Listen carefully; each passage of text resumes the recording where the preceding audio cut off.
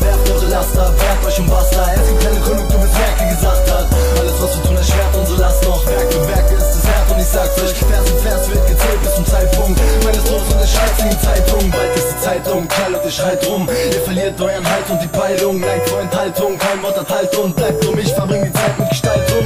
Jemand muss was tun, denn wir ruhen auf unserem Ruhm. Ein ganzes Rudel zu Fuß laufen wir die Blumen zum Moos. Und dann fragt ihr euch später, was ist mit dem Blumen bloß los? Die ganze Welt ist platt und wir bauen ein paar Buden zum Wohnen. Was ist das? Ihr sagt mir, ich lehn mich zu weit aus dem Fenster, doch ihr seid nicht mal besser. Ihr springt gleich aus dem Fenster, keine Zeit. Ihr seid Hänger, ich bring's gleich auf den Nenner, was ich mein. Wir verändern unsere Zeit. Was ist heute zu spät für Veränderung? Wir müssen gehen, denn wir stehen vor der Dämmerung. Nichts mehr zu sehen, die Erde bebt zur Beerdigung. Nichts, was mir lehren, dieser Weg führt zum Ende und es ist zu spät.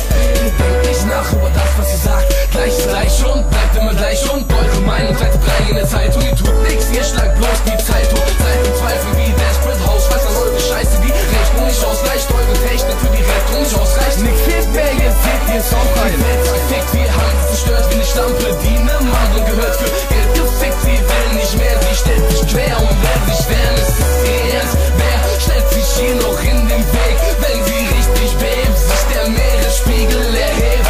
Ein Vulkan ausbricht und dich unter Asche begräbt. Wir können nichts machen, wenn sie uns mit ihren Waffen erlegt. Es ist zu spät für jegliche Sachen, die wir noch tun. Wir können nichts machen, nicht zurück, denn wir schwimmen gegen den Strom. Ihr seid Primaten, ihr Schmucks, der jüngste Tag wird bald kommen. Fragt euch, warum war ich nur so